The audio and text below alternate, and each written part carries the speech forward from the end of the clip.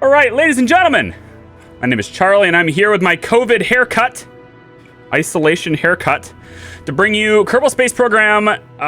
This is Kerbal Space Program 1.8.1, so it's not the latest version, because we are now with Realism Overhaul and RP1. Now, I don't know if I'm staying here, so it's possible I'll be on that side of the screen. I have no idea where I'm going to be. This is going to be a fairly long playthrough, I would think, and it's also going to be different from my last Kerbal's playthrough in the sense that this one is much more challenging, and it also factors a lot of stuff that I am not. Of course, Commander Ivy has to come in and just ruin my YouTube intro. Thank you. Yes, the launch was beautiful. We're coming after this. This is the same exact stream as when we were watching the SpaceX Dragon Demo 2 launch, and it was crazy. It was good. It was very good. We're gonna start a new game here, and this is gonna be kind of a hybrid series. We'll stream a lot of it. It's gonna primarily take place kind of like maybe a 50-50 YouTube Twitch sort of thing. YouTube streams will go to YouTube, Twitch streams will go to YouTube as long as it has the support to do it. There's a significant time investment in editing videos for this. So if it does really well on YouTube, we'll keep pumping it to YouTube. But regardless of that, we are going to hammer this on Twitch anyways. So I am going to call this... I don't really know the name of the save file. We'll just call it... I have no idea, honestly. I'm still shook up on the SpaceX landing. It's crazy. Look, I'm even wearing your N7 shirt, all right? And my son was down here for the launch too, and he was wearing his as well. It was crazy. It was very, very good. I'm just gonna call this one RP1. Okay, so I have to pick a flag. I see no better flag than the meatball. We're just gonna pick NASA. We're gonna do this. Realism Overhaul is balanced towards the normal difficulty, so there's no reason to change this. It also has additional settings that we'll be applying that will also spice it up for us that way too. So, no, the worm. The worm isn't in the game, is it? Is the worm in the game? I didn't know if the worm was in the game. Oh well. Could you leave a full VOD or leave it on Twitch to watch later? Yeah, VODs will be available on Twitch as well. Okay. Controller baller intro, we'll deal with that later, and welcome to the Space Center. So, a couple of things I got to point out. First, I'm scaling the UI to be bigger, but some mods, many of the mods, do not support scaling. So you're not going to see them scaled. Unfortunately, that's just the way it is. I can't help that. I will try my best to elaborate and explain everything I can. If you're brand new to Kerbal Space Program, this is going to be complicated. I'm going to try and break it down for you as easy as I can. Also, I am not somebody, I just want to get this out of the way right now so everyone's aware. I am not somebody who is super versed in space talk, super versed in rocket science.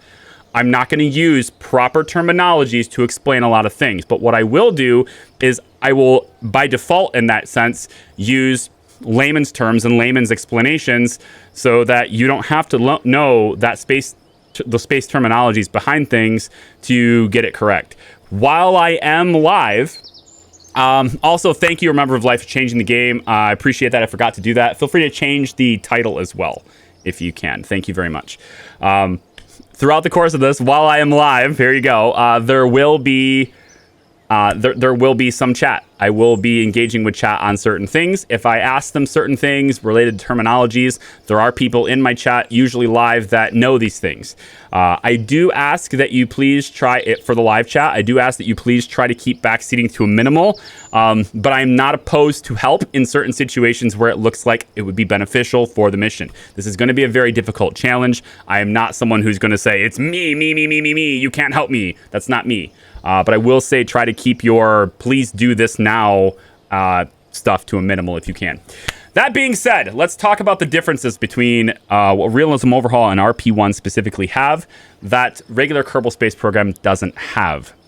First off, Kerbal Construction Time is installed. Kerbal Construction Time is a mod that makes it to where you have to actually build your rockets, and it takes time to do that, wouldn't you know?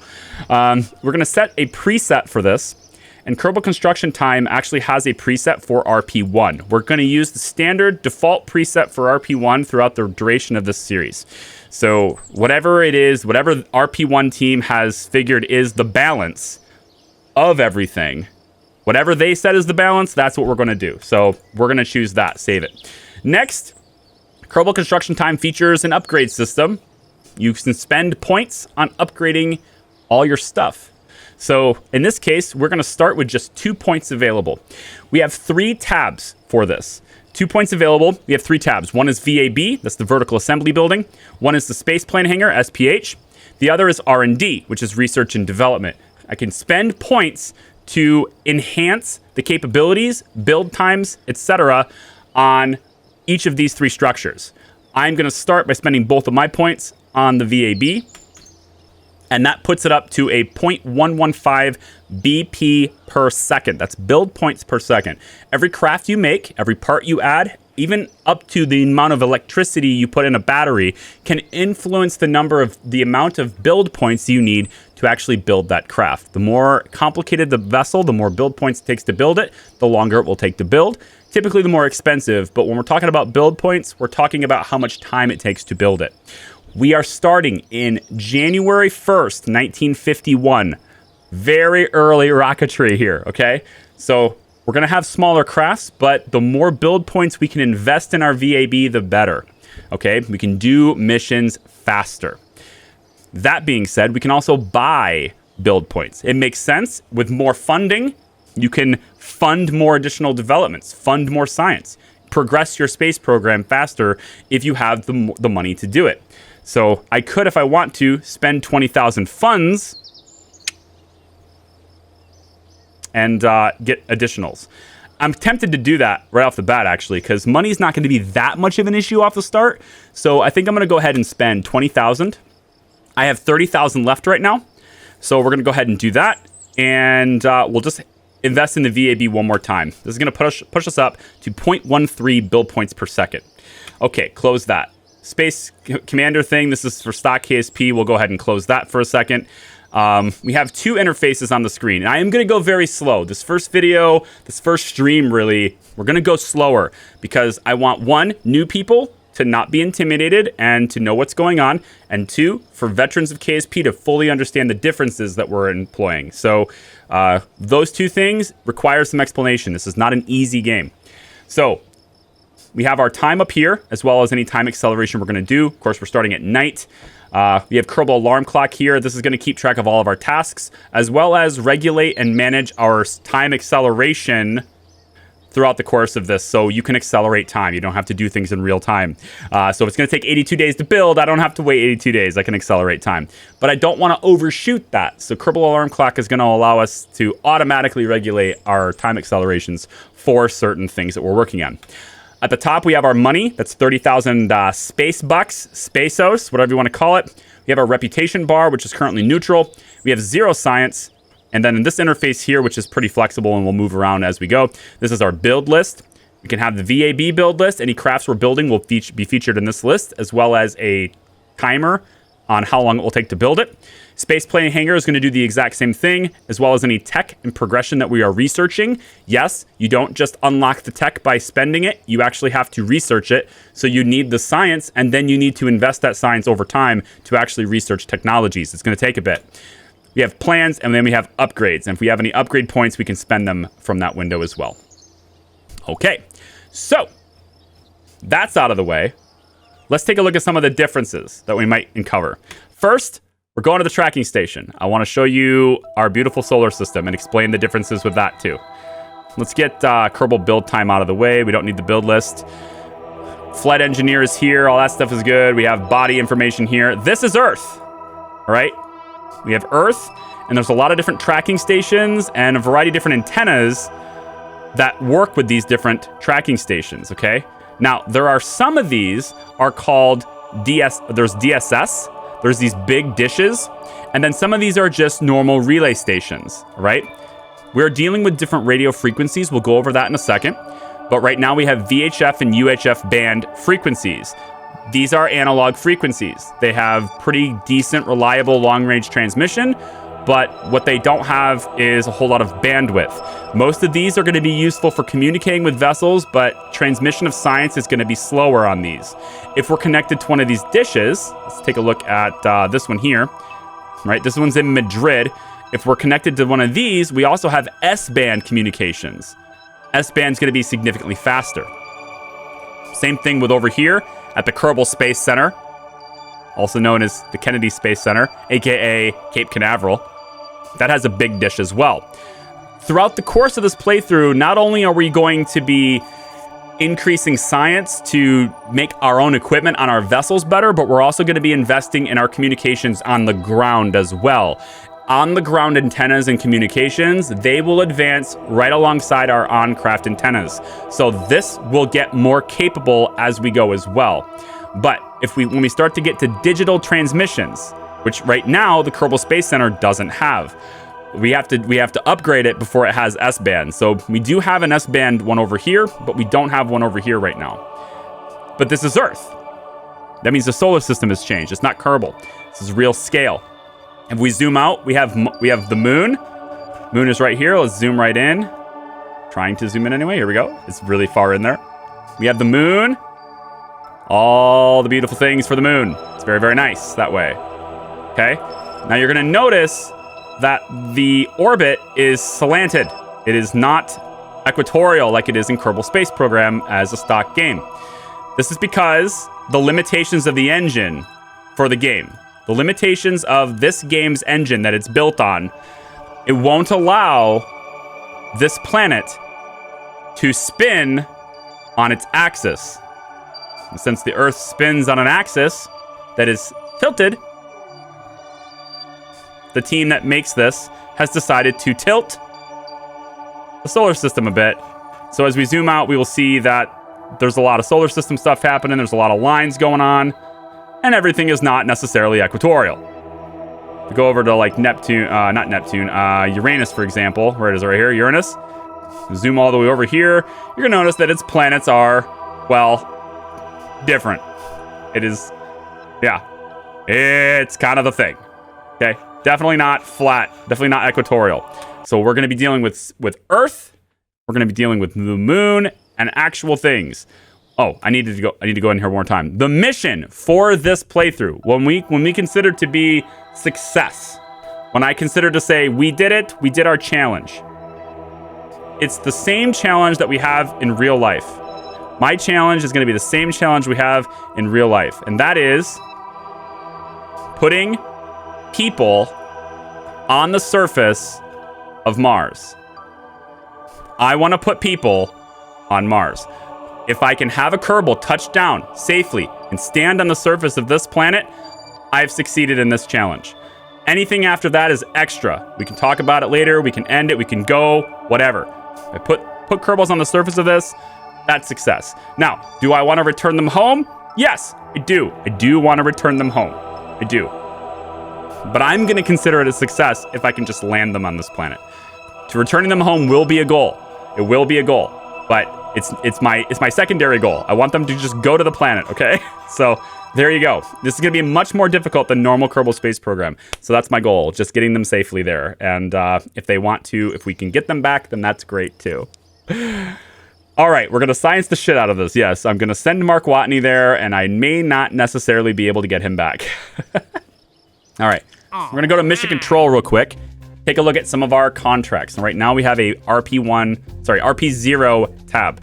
We're playing RP1, but the tab is still RP0. Lots of different contracts are available, but we can't do them until we unlock certain prerequisites for these. So we're going to be limited on what we're able to actually accomplish and get paid for based on our previous achievements.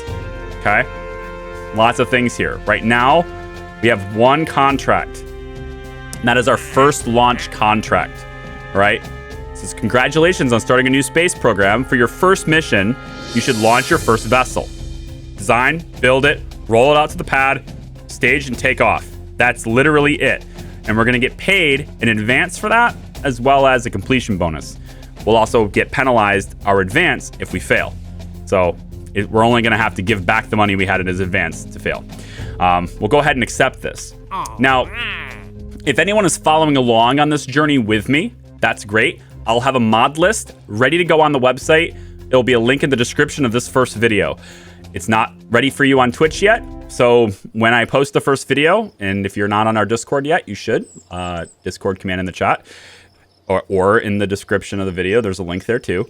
If you're not there, you'll see when the first video is posted, and the mod list will be made available for you there. This is kind of a complicated installation, so follow the instructions on the wiki for this, because there's special steps you have to take to get this to install correctly. Okay, so on that note, if you are following along with me, you may notice, if you haven't visited Mission Control yet, that when you go to Research and Development, this is not available. This is your starting parts. You actually don't have any parts really that you can use if you just go to make a vessel. You can't. You have to go to Mission Control first, load all the contracts for the game, and then and only then can you go ahead and get your starting parts. You're going to pay for these parts $279. It's not a big deal. Let's take a look at research. There's a lot of research. There is a lot of research. So, yeah. Unlike stock KSP, when you unlock research for this, you also have to buy the individual parts within that research channel.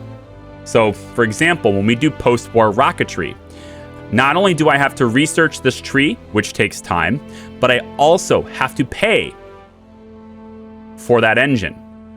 So it's an investment. It's not about how much data you have. It's a realistic perspective in looking at what kind of money is involved, taking the knowledge you have and applying it to develop a product. You have to pay for that development, and that's what this is part for. Some of our research trees are also in engine upgrades, improving the reliability and the performance of existing engines. And you can pay for those as well in a lot of ways. There are a ton of things to research. Our first tree is really only like one research a piece. They're not expensive, but the parts within them, like these depreciated radial tanks, I guess the separate structure tanks, $5,000 a piece. That's a big tech tree. In addition to all of the other things we're going to be researching related to hardware and, space flight with rockets and boosters and telecommunications. Speaking of telecommunications, there's research within this tree to improve our existing communications. So you don't just unlock with parts a satellite dish and just have it work for you. You need to work your way up and researching how communications operate, analog and digital signals, the difference between those, and being able to configure those antennas for your specific mission to be most effective. You have to be able to do all that and invest in that. So that's a big thing to consider too as we go. Administration building, we are having 4 different tiers here, and we don't have anything yet, but eventually we'll start having some strategies that we can work towards. This will give us specific bonuses and sometimes not bonuses towards progressing specific paths. Like if you want to go to Mars, or I want to invest now in I want to invest in probes to the moon. You can specialize in certain things, get certain bonuses towards that thing at the sacrifice of having some penalties towards other things temporarily. Astronaut complex. Get astronauts. Pretty simple, except there's one change. We actually have to pay our astronauts.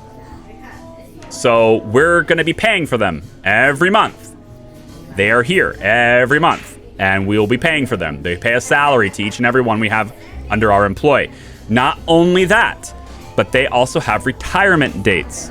So Jebediah, for example, he's going to retire on December 30th, 1957. That's only 7 years from now. 6 years from now. 7 years. Yeah, 7 years from now. Bill Kerman, he's going to go a little bit sooner, right? You got a little bit sooner here for Bob. Valentina, she doesn't retire until March 31st, 1958. So she's going to be around for the longest. Astronauts cost $50,000 each, plus the monthly salary, and they have retirement dates. So keep that in mind as you play. Now, I'm tempted, and I don't know this, so this is like one of those things we can explore. But I'm tempted to fire 2 of these right now because that's expensive. I'm tempted to keep. I don't know this. They're all pilots, by the way. You can tell they're all pilots. They're not actually scientists, right? Like Bob and Bill, they're all pilots. So, like, we don't have scientists and engineers right now, okay? So I don't need this many pilots at all. So I'm tempted to say, bye-bye to Bill. In fact, I will. Bye-bye, Bill. And I'm actually going to go ahead and fire Jeb as well. As much as I like Jeb, I can't have any explosions. And everyone knows Val's better as well, so. Not Jeb. We can fire Bob. I guess Bob. Okay, Bob. So it's going to be Jeb and Valentina. Jeb and Valentina. I mean, they're all pilots anyway, so we'll keep them. Okay, we'll keep them. Jeb and Valentina. That way I'm only paying half the salaries I would normally have to pay, which is going to be way better. Okay, so RP1. Take a look at this little window. Maintenance costs. Right now, facilities, we have to pay to maintain all of our facilities as well. That's a real thing. Integration has some costs. Research teams, they're also costing me. Astronauts costing me $1,000 a year right now instead of $2,000. So good. So total after our subsidy, we're profitable at the moment. This is our cost. Sorry, we're not profitable. But after our subsidy, this is how much we're going to lose every year at the point. We have a whole bunch of different things. We have courses. Our astronauts need to undergo training. They can be more effective with various different pods and engines, etc. And so we will train them for specific parts as we go. And we'll look at tooling in a second as well. But if an astronaut's not trained in a capsule, they can't go on that mission until they are. So you need to keep them trained that way. It's good. Okay. So what I'm going to do is we're going to go ahead and eliminate this. And our first objective is to launch our first vessel. So let's go to the vehicle assembly building. Now we're going to design a rocket. This is our cost. It's how much money we have, how much money our vessel is going to cost us. On the bottom is a bunch of toolbars. You don't need to know about those as much, just me. I'm also going to turn the game's music down because it's also very, very, very loud. For some reason, music is always so loud in video games, man. I'm gonna turn it down. Actually, music is always so loud in games. Like I think they mix their audio and their music. Like I have this at 36%. Let me just turn this up. Actually, spacecraft up, ambience up, UI up, voices up. I guess music way down, and then we'll just apply this, and then I can go ahead and just adjust it here so that it's not so loud. Hopefully. It's always so loud. Tesla portraits on the screen for you, Niall. If you're tuning in on YouTube later, again, parts that you see, if you see my face, that part of it is something that was recorded live. I never use a face cam for on-demand exclusive content. Things I push only to YouTube, I never use my face cam for that. So if you see my face cam in any videos, it's not live, or sorry, it was recorded live. That's how you can tell. So over here in this window, we have Kerbal construction time. This is going to tell us how long it's going to take to build this vessel with the current build points we have time invested in. Currently, just with nothing, it's 38 days. Isn't that nice? First is to build a rocket that just lifts off. But there are also certain milestones that we might want to reach. Things like go a certain speed or go up a certain height. And those types of milestones are accepted and achieved automatically as you progress through them. You don't have to formally accept them. You get additional funding for reaching certain milestones. So this first rocket, it'd be nice if we got, I'm thinking maybe, is it reasonable to get maybe 70,000? Can we get 70 kilometers in the air? 60? I don't know. Let's find out. So I'm going to use this WAC Corporal Sounding Rocket Telemetry Unit. This is our probe. This is our little probe. It is responsible for, well, not a whole lot. It's not responsible for much, but it does have a built-in antenna. And that built-in antenna, we can adjust its transmission power if we want to. Of course, it's going to suck more power out of it. We can lower the power if we want to as well. We can change its band, although I don't think that's probably a good idea because we're already getting best out of UHF. there's a lot of things we can do with different probes and antennas. If we disable the antenna, of course, we'll have no transmission possibilities, but we don't want to do that. So we have this, and we'll look at this interface more later when we start getting other antennas put in. But effectively, as a really dumbed down way of looking at it, we want more gain, right? We want great reception.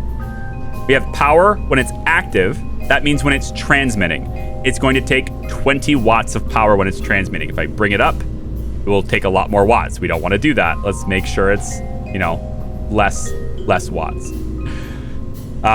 When it's idle, it will suck 2 watts. That means that this is going to drain 2 watts of power out of our batteries consistently, whether we're using it or not. We have antenna planning. Our peer is our target. In this case, Earth. Any transmission station on the surface of the Earth that's going to accept our signal, we're just going to target it at that. This is an omnidirectional thing, so we don't have to point it a specific direction. We have transmit. This is our rate at which we can transmit. Right now, it's 32 bits per second. And we receive at 32 bits per second. If either one of these are at 0, we have a loss of signal. So we want to keep these two things at above 0 at all times. If any of them drop below 0, either transmission or receive, we lose signal with this and we can't control it. So that's something to keep in mind. And this changes with our transmission power and however much power we can push into it. That is going to, it's very complicated. So we're going to look at it in the moment when we have to. But just know that you have configuration capabilities for your antennas in this playthrough. We are not using remote tech. That's something I used in the past a lot. Almost every single Kerbal thing I've ever done has had remote tech installed.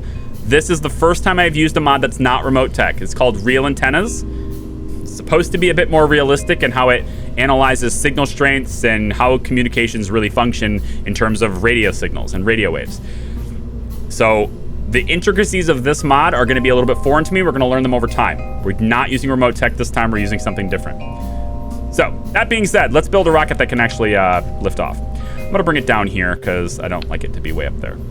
First thing I want to do is take a look at fuel tanks. And I'm going to use these procedural ones. Notice how there's no real skin in here. I'm not entirely sure how to fix that. So a lot of the procedural stuff is just not going to have any graphics for it. But as soon as I push this on here, it then gets configurable. So we can mess with this. So this is a procedural tank. It's a tank that I get to control the shape, size, all that stuff of. So in this case, I can right click it and I can say, I want you to be narrower because that makes more sense. So I bring it to be more narrow. I can also make it longer if I want to. So we can do that too.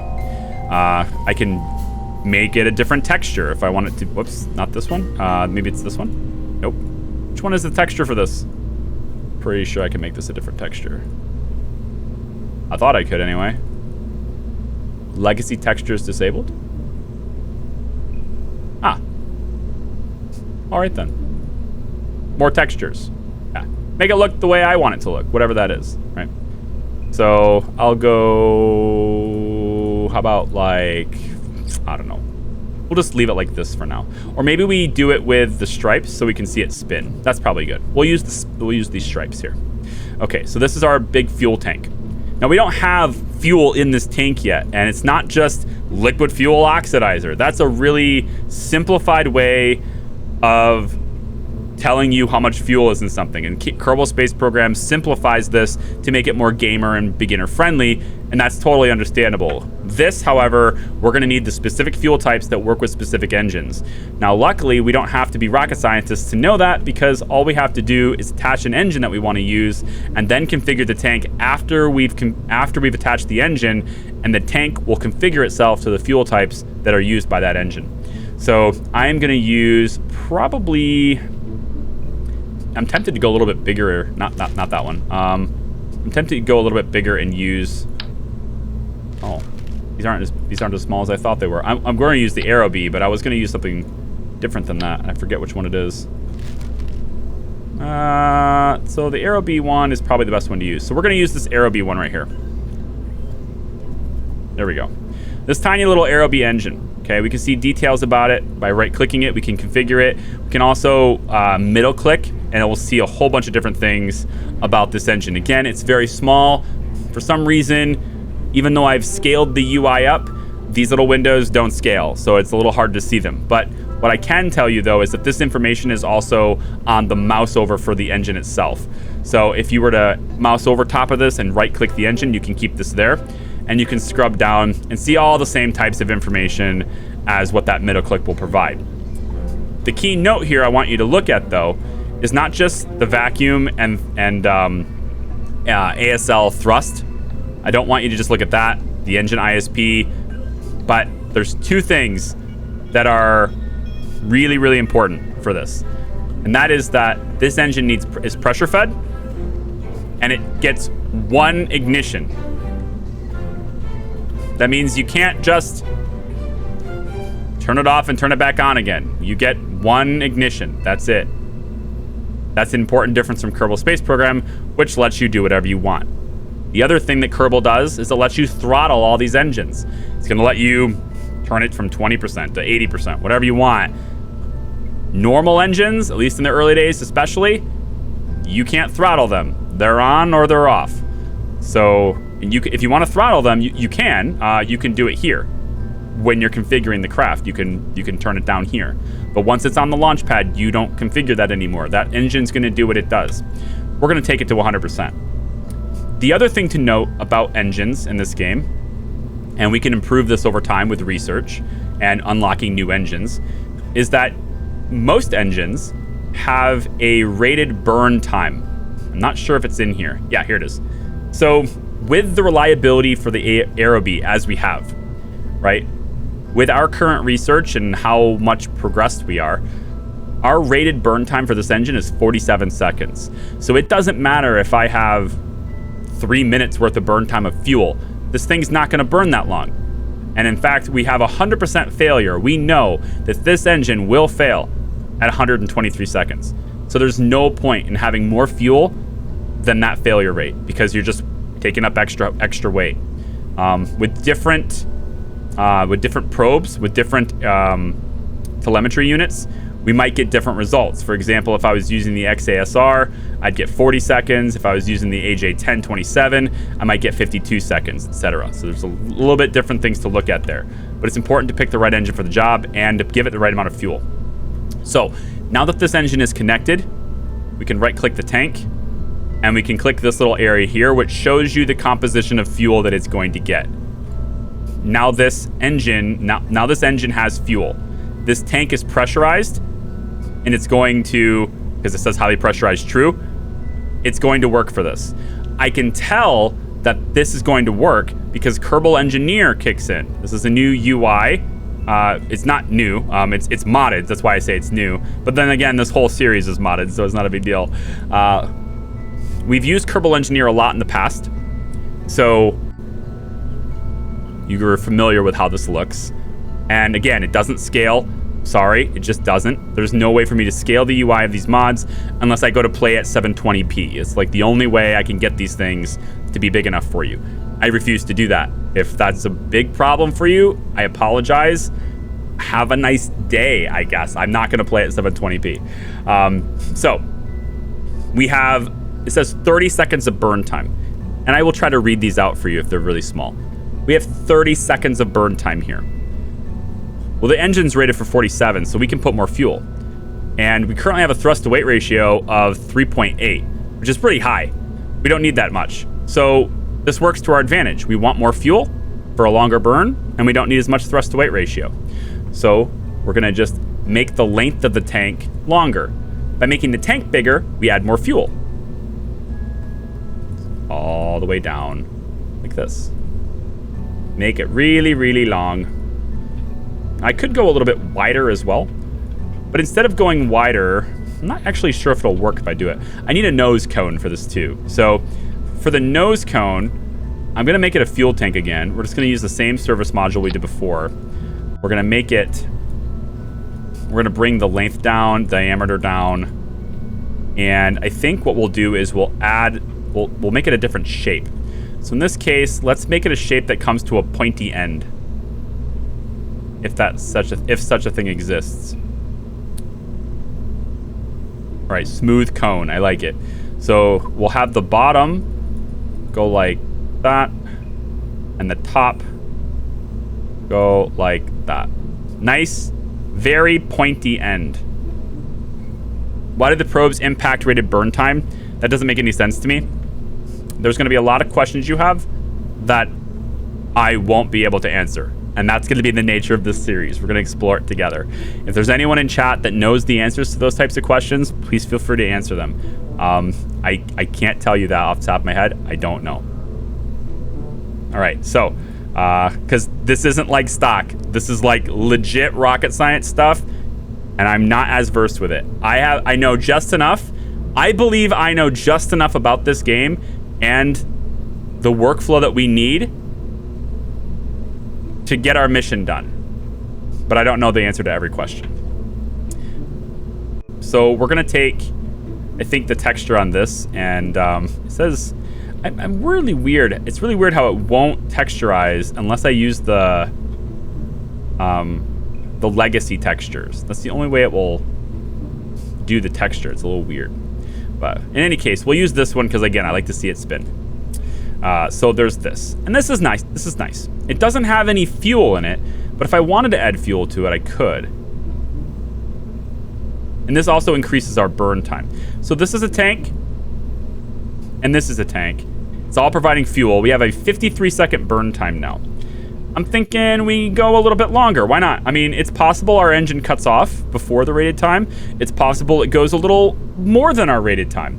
And I think we should plan for the possibility of it going a little bit further. So I'm going to just increase the length just a little bit. And looks to me like we're going to have about 55 seconds on that. Let's just make this a little bit longer. Let's get it to a 1 minute burn. Okay, so this is a 1 minute and 8 seconds is what our rocket's gonna have. This is kind of nice. I like it. The answer is reading the RP1 documentation. Right, which is not something I'm going to do while live. Yeah. The other reason why I think this series is gonna end up being a hybrid series, and that's that sometimes we're doing it by recording it live and sometimes we are direct on YouTube, is to give me the chance to like research certain things like that, so that when I talk about them, I don't sound like a total idiot. But there will be some times where I don't say something correctly, and that's just going to be the nature of it. And I'm hoping that comments and chat and things of that nature will correct me as that works. Like Azuri said, nah, I don't read. All right, so we've got all these things, but we're going to go up there. But we want science. Right? I mean, we want to do science while we're up there. So let's attach some basic scientific instrumentation to this craft.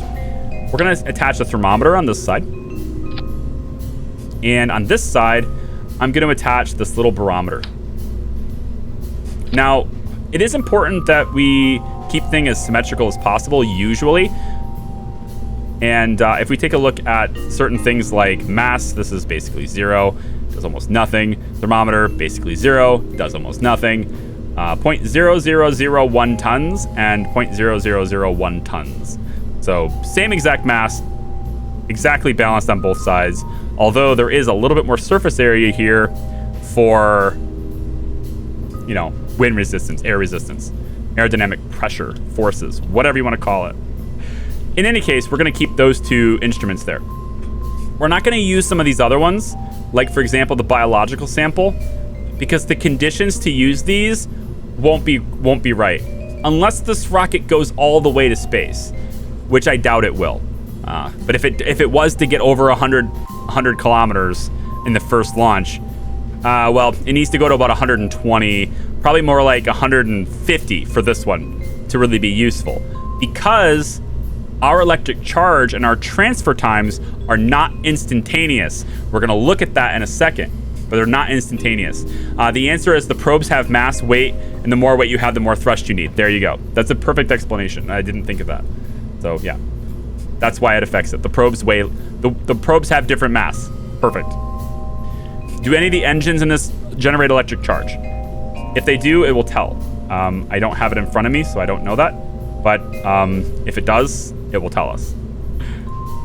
The information will be there for us. So we have our rocket. It's going to have a minute of burn time. 2.27 thrust to weight ratio is pretty good. 2,100 meters per second of delta V. You're going to hear me say delta V a lot. If you're new to Kerbal Space Program and you're new to space games, I don't want you to get confused. Delta V is a term that you're going to hear a lot of. It stands for change in velocity. We'll look at why that's important to say later, but your delta V is your change in velocity. Just know that. We have 3,100 meters per second. That's a measure of speed, measure of velocity, and our delta V is our ability to change that velocity. Spaceport is 140. Okay, so it's 140. I thought it was 120. It's fine. Okay, so this is where we're at here. Now, if we were to launch this right now, this would fail horribly. It would fail horribly for multiple reasons. The first reason is that it's just not going to be stable. It's not going to go straight up, because that's just not something we can control. Early rockets and early probes, we have no control over them. Once we launch it, that's it. We can't do anything with it. There is no ability to control this vessel, so it's not going to do well. But we still want it to go straight up. We want it to go as high as possible. So we're going to do something called spin stabilization. Any extra aerodynamic pressure that this thing gets is going to push it to one side or another, and it's just going to push it all over the place. We want to equalize where that imbalance is, and by spinning it, we can equalize it out and nullify it. So we're going to take, from aerodynamics, we're going to take these little basic fins, and I'm going to use the keyboard here to put us in symmetry mode, and we are going to have 3 of these little fins. And we want to put these as low as possible without interfering with the engine. I think this is probably okay, but I'm going to bring it up just a little bit more just because. All right, so we're going to take these 3 fins and we're going to rotate them ever so slightly.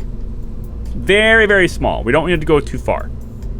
So we're going to just go about like, let's say that. I think that's probably all right. Probably. By doing that, we're going to have that, again, I'm going to not use proper terms probably, but I want newbies, just somewhat like me, I want newbies to understand what I'm talking about. The aerodynamic pressure, the air, the wind, whatever you want to call it if you're not versed with space stuff, it's going to push against this fin now because it's got a slight flat edge to it. That's going to push it around, and it's going to rotate this. Okay, it's going to rotate the rocket, and that's going to spin it really fast. So when this thing's going up to the sky, it's going to be spinning really fast. Again, we can't control it, so that's what we need to do to it to ensure that it keeps going straight.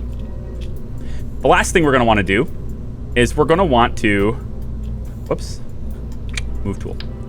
Last thing we're going to want to do is we're going to want to make sure that we are holding this thing upright on the launch pad, because we don't want it to tip over when we put it on the launch pad.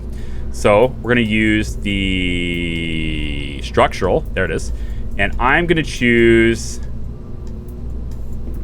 maybe the small one, small Apollo launch clamp. Let's just do 1. I don't think we need 2. I'm not sure we need 2. I think it'll be fine with just the 1.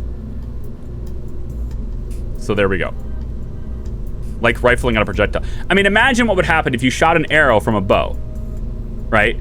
Now, and it did. Let's ignore the flex temporarily. Like, ignore the flex of an arrow. But let's say you shot the arrow or you threw a dart and it didn't spin, right? It's not going to fly straight. It's going to be like a poorly made paper airplane, okay? So we're going to take this little tiny Apollo clamp, and I'm just going to hold the rocket up like this. And that's going to be it. That's our rocket. I think that's a decent rocket. I'm going to call this the first. Just going to call it the first. We're going to save it here. Okay. Now, I'm just going to take one quick look over and make sure that everything is right. And it looks like it is, but we're missing something. People who play this game, people who know Realism Overhaul, are going to know that I'm missing something right now. Normally, when you play Kerbal Space Program, this would be good. You'd be ready to rock. But there's one thing you have to understand about real engines. Sometimes they don't have enough fuel flow, enough pressure, they don't have enough fuel to properly fire. So we need to give it a little bit of oomph to force that fuel down to the engine. Because gravity's gonna do it for us, sure, but it's not enough, right? So what we're gonna want, and I believe the proper terminology or the proper pronunciation of this, if I'm wrong, you can tell me, but I believe the proper terminology for this is ullage. I'm gonna make some people cringe here, I think. We need an engine that's going to fire immediately, push you back in the edge of your seat, right? When you hit the gas on your car, pushes you back to the edge of the seat. We want to do that same thing to our fuel. It's going to push it back into the engine, right? And then once that happens and the engine fires, the engine's force is going to continue to do it for us, right? But we don't have that off the start.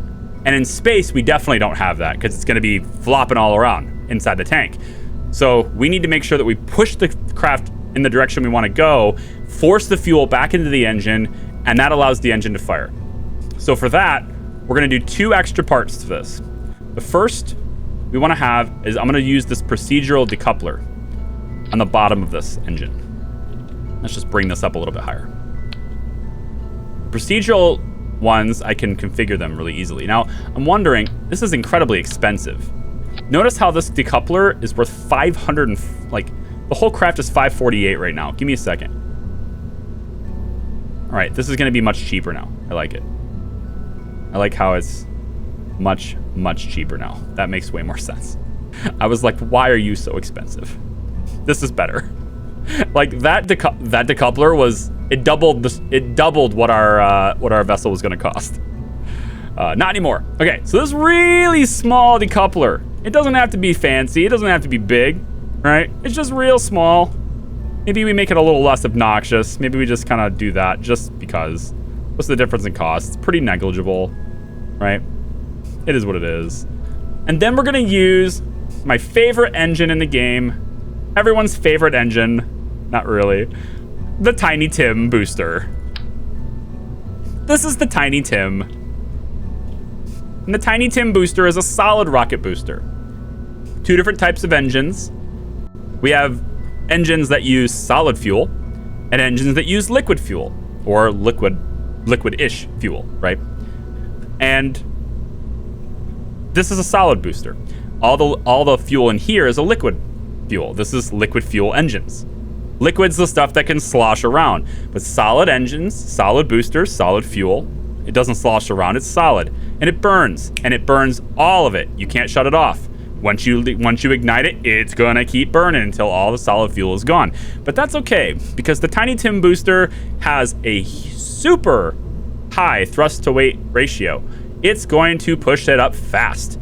And it's also going to drain all of its solid fuel incredibly fast. How fast? The entirety of its fuel will be gone in a second. Literally 1 second. So what this is gonna do is it's gonna give us that big oomph that we need to push it up high. That's gonna force all this fuel to be shoved to the bottom as far as it can on the tank. And that's gonna allow this to fire so it has a huge supply of fuel that it can have. And once it's fired and once it's working, then we don't have to worry about it anymore. So that's our workflow. Fire this, force all the fuel as far down as we can and as hard as we can on it. And then the Aerobee gets its ignition and up we go. So come on down here like this. This should be fine. And again, I'm just gonna use this. Okay, now that is our corrected rocket. But there's one part about Kerbal Space Program that's incredibly important. It can make or break your entire mission. And that's your staging. Rockets work in stages. They're not like planes, they just take off and whatever. They work in stages, right? There's a big old meme, I think made famous by Scott Manley. I don't know who it was that made it that way, but it's check your staging, okay? Big thing that you always hear for Kerbal, around Kerbal. This is our staging. Staging is the order in which the operations happen. You don't just do something with a hotkey, although you can on certain conditions. But primarily, you're going to be staging your rocket with the space bar and activating a new stage. So right here, you can see if I hover over this, the part that's associated with this stage lights up green. So that's the stage for this. Then there's the decoupler. Let me just get closer to it. Then there's the decoupler. Then there's the clamp. And then there's the engine. Not the right order. Not what I want. What I'd rather do here is have the clamp go first at the exact same time as the Tiny Tim. Normally you'd want your engine to spool up, give it time to work it up before you release the engine, right? That's why a lot of times you'll see rockets, they'll fire, you'll have just, but they're not going anywhere. The clamps don't release them until a little bit after that. It's because engines take time to spool up. They're not instant power like they are in stock KSP. However, this is a solid rocket booster, and it's going to be done in a second. I don't have time to wait for this thing to spool up, but what I do have is I have time to wait for the aerobee to spool up. The aerobee is going to take a little bit of time to spool up, and while it's spooling up, the Tiny Tim is boosting. So I'm going to try to time these to where the aerobee launches exactly at the same time as this Tiny Tim booster. So this engine and this engine are coming on at the same time. Okay, and the same time as this thing releases it. The only other stage I have then is separating the Tiny Tim from this. And that's okay, because by the time the aerobee is ready to really fire, the Tiny Tim will be out of fuel and I can go ahead and eject it. And everything will be separated by the time the aerobee has the engine, so that's nice. All right, good. Yes, I'm aware of that, Gallon. That is why I attached the engine before I configured the tank, because it allows the tank to adapt to the conditions that the engine needs. So by having the engine attached after, have the tank, attach the engine, then configure the tank will configure itself to the engine that's attached to it. So this is, in fact, a highly pressurized tank, and it is ready to go. And I can tell that because Kerbal Engineer also tells me that it has Delta V.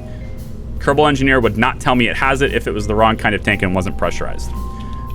Okay, so this is all ready to rock. This is actually the rocket we're going to use. Kerbal Construction Time tells me that based on my current build points per second, how much I've invested in how to build a rocket, it's going to take 84 days, 10 hours, 16 minutes, and 7 seconds to build this. There's also a rollout time and money associated with rolling it out. It's called integration costs and rollout costs. So you have this, but that's not the full cost of the rocket. This just builds the rocket. I also have another $156 in the integration cost and another $44 to roll it out. And the bigger these rockets are, the higher these costs will be too. But I have to. I got to launch my first. So this is called the first. It's a pretty easy rocket. My staging is all set the way I want. We're going to save it really quick, and then we're going to hit launch. Now, unlike stock KSP, when I hit launch, nothing seems to happen. And that's because we haven't built the rocket yet. We just hit launch, and that tells our Space Center to actually build that rocket. So if I take a look at Kerbal Construction Time on my build list, we're going to see that the next vessel, again, it's small, and I'm sorry, I can't make it bigger without, again, playing in 720p resolution. I'm not going to do that. We have the first, which is in the VAB, and there's a countdown clock. It's also over here in Kerbal Kerbal Alarm Clock. It also has it listed here too. So the Kerbal Space Center, the KCT, is now KCT? Oh, Kerbal Construction Time. Got it. I'm like, that's not the right initials for Kerbal Space Center. The Kerbal Construction Time mod has a task running, and the first will be complete in 84 days. So this is the point I will usually skip in my videos, and I will also tell the bro who is editing this, if you ever see this happen, please try and skip this as much as possible. I don't want to give people seizures, but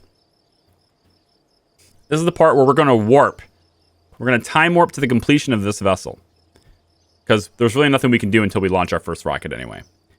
And we're going to zoom ahead, and the vessel is done. Notice how time warp is automatically regulated for us. That is because of Kerbal Alarm Clock. If you do not have Kerbal Alarm Clock installed, then you'll just go bam, right to where you're supposed to go. I love this mod because even though it slows down the process a little bit, it can absolutely save you in most times. So, good stuff. Okay, so it's still nighttime, but now it's March 26th. It's not January 1st anymore. We've zoomed ahead a long ways, all right? Almost 3 months.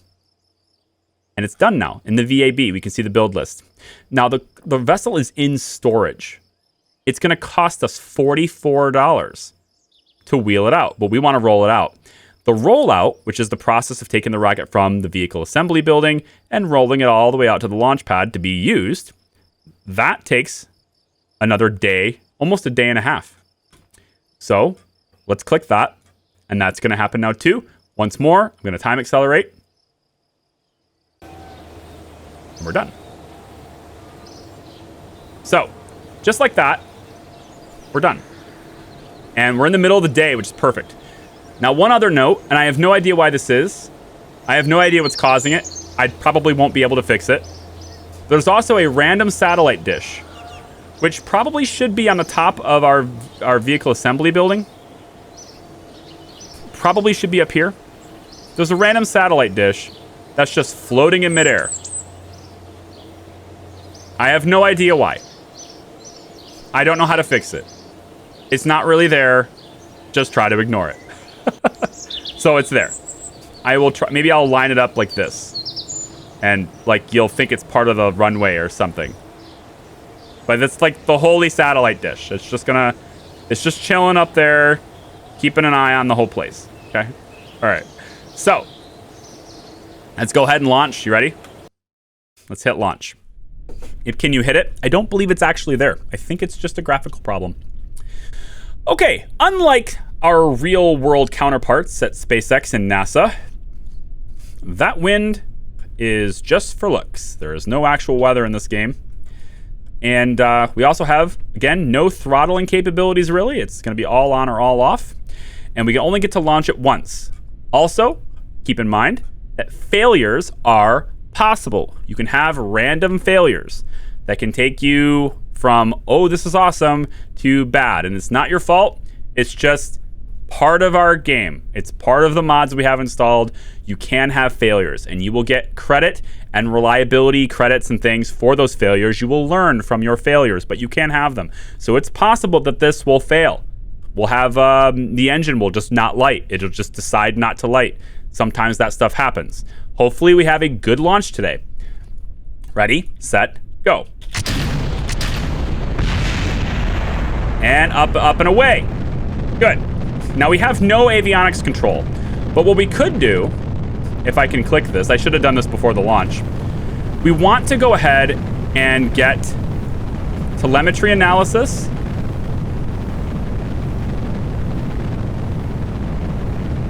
Our barometer, we want to get that pressure scanning going. And our thermometer, we want to get the temperature scanning going, okay? So we have all of our scanning going, okay, at this whole time, right? Now, normally we could pin it, yes, but we didn't do that before the launch, and now it also kind of doesn't matter. It would have mattered, but it kind of doesn't matter anymore. So I'm looking for the mod that actually does this, not that one. Is it this one? Nope, not MechJeb. Hotkeys manager, this one? No, there's a mod here. I'm looking for it. Not sure where it is. It's going to be one of these. Okay, our craft is off. We've run out of fuel, I assume. Yep, we ran out of fuel. Good. Which mod is it? Which mod are you? Maybe it's over here. If I just click this. So I want to show you the transmissions, but I don't see them right now. So give me a second. Data. Here it is. Okay. This is our file manager for our transmission. Okay. Currently, we are transmitting science back to the Kerbal Space Program or Kerbal Space Center. We're transmitting science right now. It doesn't have the typical like it doesn't have those sounds like Remote Tech did and when you're transmitting it in the stock game. We instead transmit according to our signal strength and our bit rate that we're able to transmit that data. You might have the data because you've went ahead and got the temperature information, but sending it back, that requires data transmission. There's a certain amount of data, and you are limited at the rate at which you can transmit that data. So it's not like you just have it. Instead, it takes time depending on how much power you have, the antenna's capabilities, etc. This probe has an internal antenna. Looks like we're going to get to about 77 kilometers. That's not bad. 77 kilometers for our first rocket's not bad. So this is transmitting. Currently, we have telemetry data. Telemetry analysis is transferring at 0.2 bits per second. Temperature scan is going at 0.1, and the pressure scan is going at 0.1 as well. Let's take a look at the temperature data here. We'll pin that, I guess. Take a look at our thermometer, barometer. Here we go. We'll pin that. And we want to get the... Oh, I'm rotating the camera. It worked. So you can see right here, if it's not too small for you, this is our current maximum amount of data, right? We got 2 science from this temperature scan, okay? We got 2 science from this thermometer as well. And we got 1.5 science from this. I could have been doing supersonic flight analysis, but I forgot to click it. So we don't have any data on that. We could maybe get some data on the way down when we go supersonic, but it's not likely. Because of how much power we have available and because of our data transmission rate, it would take us 7 minutes and 50 seconds right now to actually send the entirety of the data we've collected. 7 minutes and 50 seconds, right? Just because of our transmission rate. Same thing over here. We're not going to get all the telemetry data for another 2 minutes and 40 seconds. We're getting parts of it, but we're not getting all of it. If we were going to be in the air and we had this kind of time, we could collect it all. But we're not going to have that kind of time because we're about to fall to the earth. So, yeah, it's good.